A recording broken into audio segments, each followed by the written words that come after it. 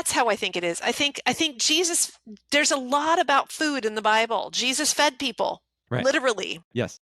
Even right? post-resurrection. Like, let's remember that too. Yes.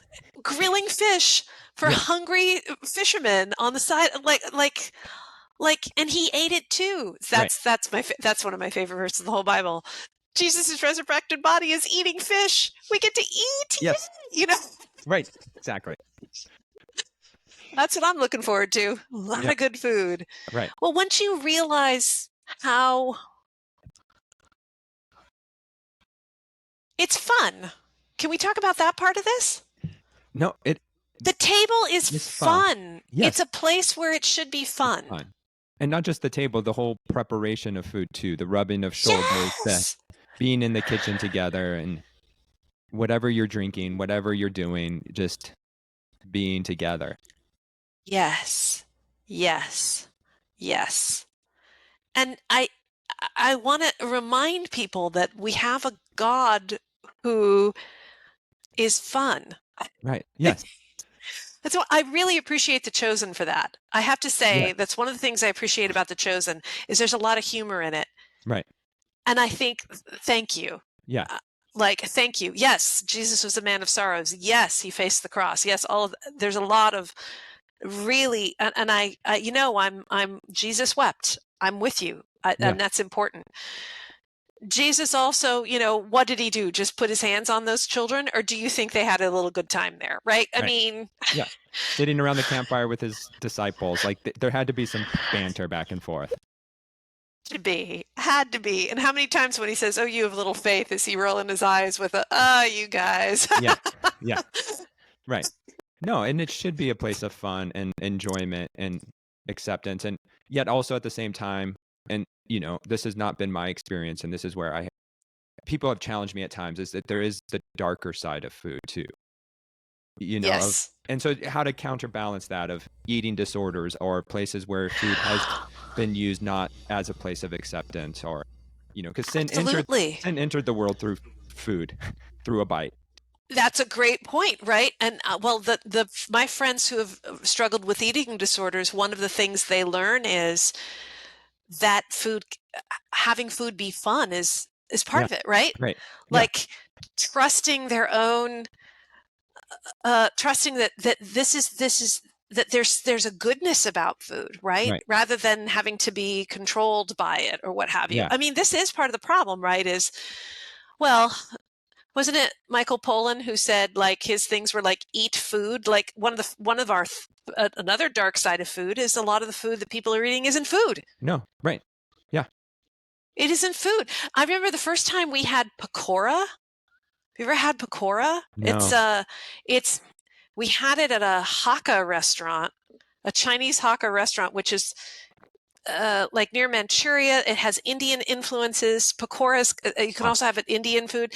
It's they have fish pakora. It's a kind of a spice mix thing, and it's the way they deep fry a thing. Hmm. It comes out bright red. Wow. And I swear to you, it's what Doritos is trying to be. Yeah. I'm like, oh, if you can have food that tastes like fast food, like maybe we would stop eating Yes. the junk food, right? Like the junk food. Yeah. But also let's talk about the other dark side of food, like, industrial farms Right. and Yeah. antibiotics and The depletion of the all of soil. that. Yeah. Degradation. Yes, all of that. Yeah. And Matthew and I, we eat a lot of people are almost shocked to hear we're practically vegetarian unintentionally because we didn't have a lot of money. Everybody going to, how many times do we need to go to grad school? I think in our marriage, we've been more we literally have been more in grad school than we haven't been in our marriage, Right. in our 16 years of marriage.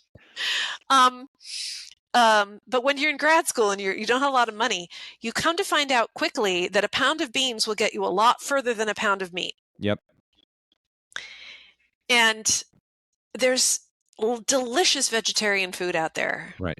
Absolutely delicious. I also get this, Andrew, because I lean for the more interesting, recipes and stuff in my book, and I'll present them to people and I'll either get ooh or I'll get ooh, until you have people try it. Right. So we just had a soup day at the diocesan offices, and I brought roasted butternut squash, no, curried butternut squash soup with pear. That sounds delightful. It was so good and so simple.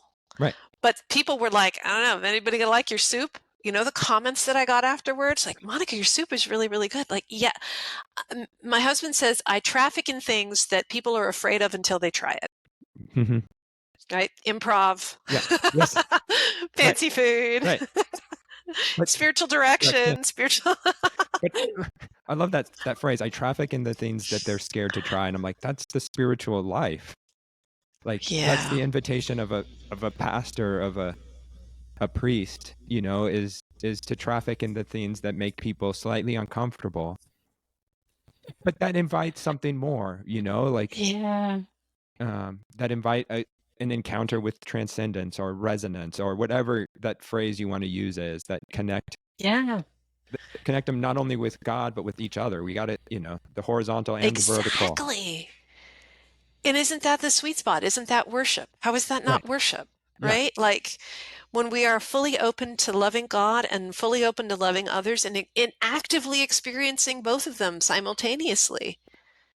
It's it's I think that is a human being being fully alive, right? Yeah. Whether it's through food or music or Or dance. worship or dance or Yeah.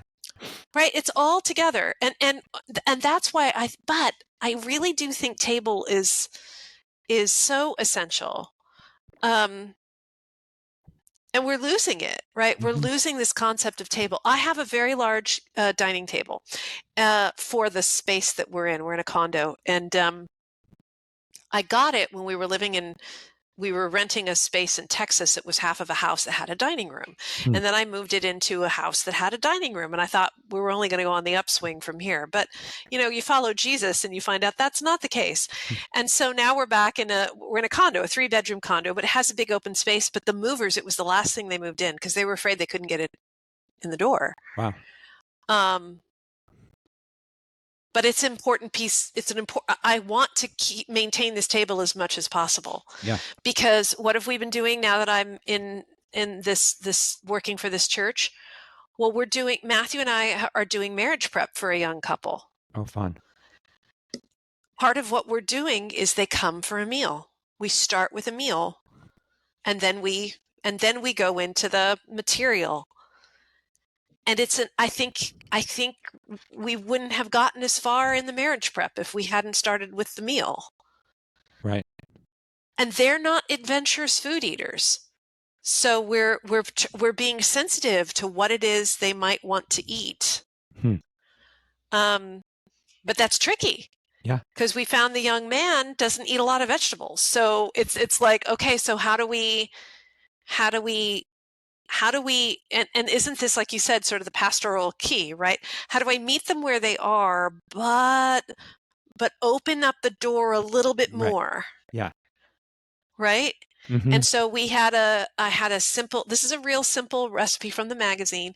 I think it was our friend Jenny Wally introduced me to it. It's called, it's like beef cabbage skillet.